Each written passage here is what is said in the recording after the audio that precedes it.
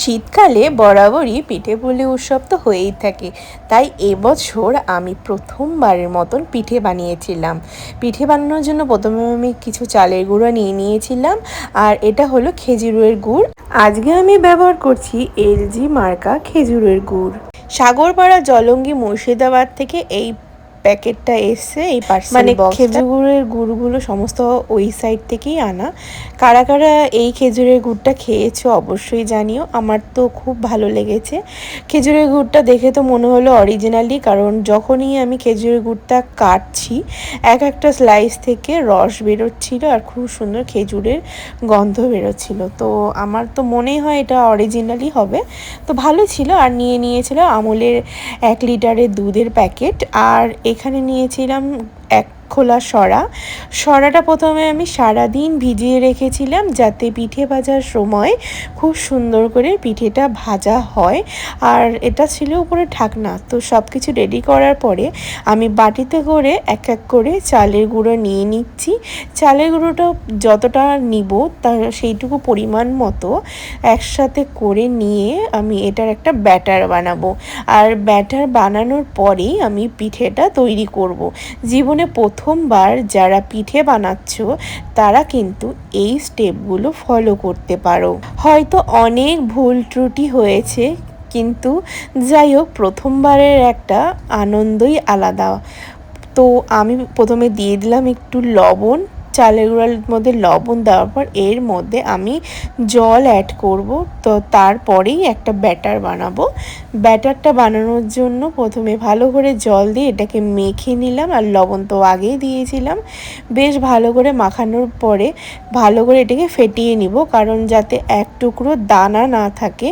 কারণ দানা থাকলে সেই ব্যাটারের পিঠেগুলো ভালো হয় না, ভেতরে কাঁচা কাঁচা রয়েই যায়। তাই আমি এক এক করে খুব সুন্দরভাবে ব্যাটারগুলোটা বানিয়ে নিচ্ছিলাম, বেশি ভালো করে ফাটিয়ে নিচ্ছিলাম যাতে খুব সুন্দরভাবে ব্লেন্ড হয়।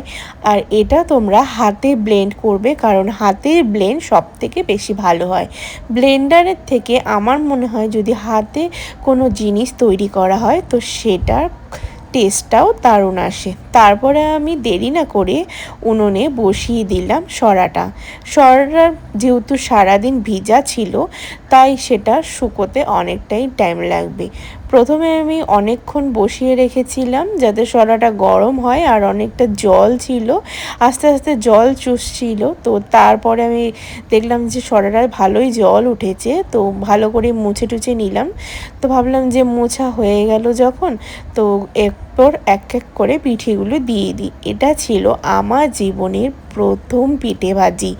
তোমাদের যদি এই রকম অভিজ্ঞতা হয়ে থাকে প্রথমবারের, অবশ্যই কিন্তু আমার সাথে কমেন্ট বক্সে শেয়ার করতে পারো। তো পিঠেটা ভাজতে নিয়ে এরপরে দিয়ে দিলাম জল, কারণ পিঠে ভাজার সময় একটু জল দিতে হয়, দেখেছি সবাইকে দেয়, পিঠেটা ভালো হয়। তো তার জন্য আমিও দিয়ে দিলাম যাতে পিঠেটা ভালো হয়। কিন্তু ওই যে বলে না, প্রথমবার কোনো জিনিস বানানোর মজাই আলাদা। আমি তো খুব মজা করে বানাচ্ছিলাম জিনিসটা। যেহেতু আমি প্রথমবার বানাচ্ছি তাই আমার কোনো অভিজ্ঞতা নেই। তোমরা যারা পিঠে কোনো দিনও বানাওনি, আমার মতন প্রথম বানাতে চলেছো, তারা কিন্তু অবশ্যই এই প্রসেসগুলো দেখে এক এক করে একের পর এক সমস্ত কিছু দেখে তোমরা বানাতে পারো।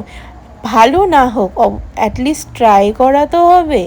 নিজের হাতের যে কোনো জিনিস বানানোর মজাই আলাদা, কারণ নিজে কষ্ট করে সেটা বানাচ্ছি, ভালো হোক বা মন্দ চেষ্টা তো করেছি, সেটা যেমনই হোক না কেন।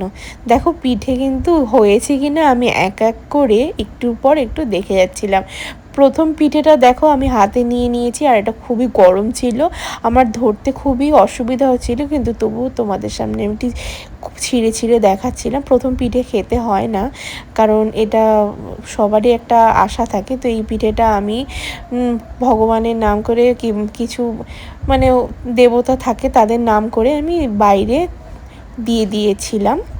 প্রথম পিঠেটা দেখো কত সুন্দর হয়েছে, কিন্তু একটু ভেতরে কাঁচা কাঁচা রয়েই গেছিলো।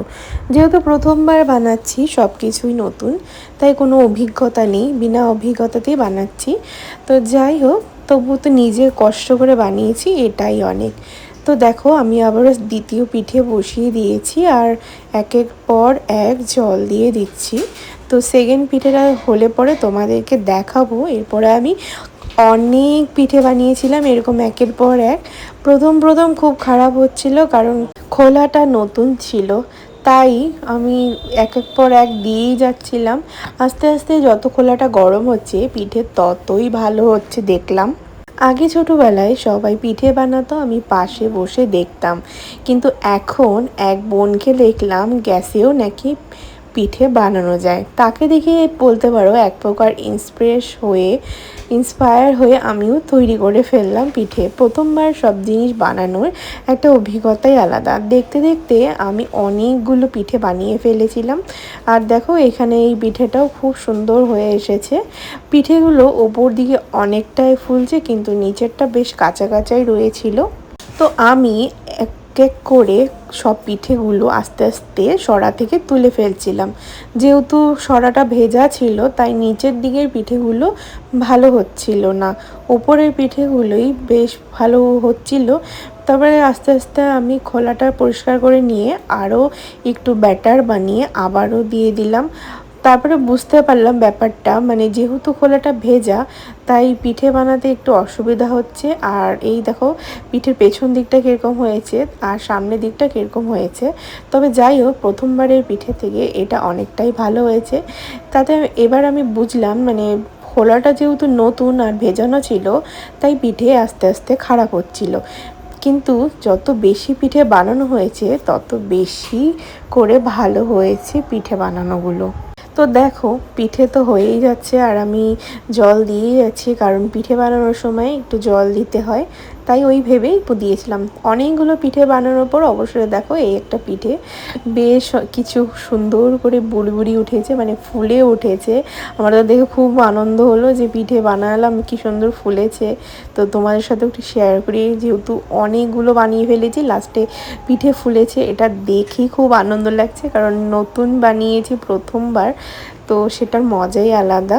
তো তোমরা যদি কেউ বানাতে চাও অবশ্যই আমার এই স্টেপগুলো ফলো করতে পারো। আমার এই পিঠেটা দেখো এটাও কিন্তু খুব সুন্দর হয়েছে। আর গরম গরম পিঠে বানিয়ে আমি প্রায় অনেকগুলো খেয়ে নিচ্ছিলাম, কারণ সাথে ছিল খেজুরের গুড়, আর খেজুরের গুড় দিয়ে সাদা পিঠে খাওয়ার মজাই আলাদা। তো তারপরে দেখো এদিকে যেহেতু আমি দুধের মধ্যে জাল দিব পিঠেগুলো, দুধ চিতই করব, তাই এইদিকে দুধ জাল দিতে আমি বসিয়ে ফেলেছি আর দুধ ওইদিকে গরম হচ্ছে। দুধ ওইদিকে গরম হতে হতে উতাল চলে এসছে। এবার এর মধ্যে আমি পিঠেগুলো দিব। তো দেখো আমি কত পিঠে বানিয়ে ফেলেছি সবই তোমাদের সাথে শেয়ার করছি। 2 গামলা পিঠে বানিয়ে ফেলেছি, আরও রয়েছে আমি অনেকগুলো পিঠে, এই দেখো এখানেও রয়েছে আর আরও রয়েছে অনেকগুলো পিঠে। আর কিছু এই খেজুরের গুড় এটাও আমি দুধ জাল দেওয়ার পরে অ্যাড করে দিলাম, কারণ এর মধ্যে পিঠেগুলো দিতে লাগবে। আর সব কিছুই গোটা, যেহেতু মিষ্টি ব্যাপার আছে তাই গোটা গুড়টাই আমি এখানে দিয়ে দিলাম। গুড় দিয়ে ভালো করে দুধটা জাল দেওয়ার পর আমি এর মধ্যে পিঠেগুলো দিয়ে দিয়েছিলাম, সেটার ভিডিওটা আমি নিতে পারিনি। তো দেখো সব পিঠেগুলো দিয়ে দেওয়ার পরে কি সুন্দর হয়ে এসেছে। আর দুধের মধ্যে না পিঠেগুলো যখন দেবে আস্তে আস্তে নাড়বে আর জালটা কম দিবে, কারণ নিচে লেগে যেতে পারে। আমি যেহেতু 1 কেজি চালের গুঁড়োর পিঠে বানিয়েছিলাম, চিতই পিঠে, আর এটা যেহেতু আমি দুধ চিতই করছি তাই জন্য আস্তে আস্তে জাল দিবে। সো ফাইনালি দেখে নাও কত সুন্দর হয়েছে আমার পিঠেগুলো। সারা রাত আমি এটা জাল দেওয়ার পর ভিজিয়ে রেখেছিলাম, আর খেতেও কিন্তু খুব ভালো হয়েছিল। কেমন লাগলো ভিডিওটা অবশ্যই জানিও। টাটা।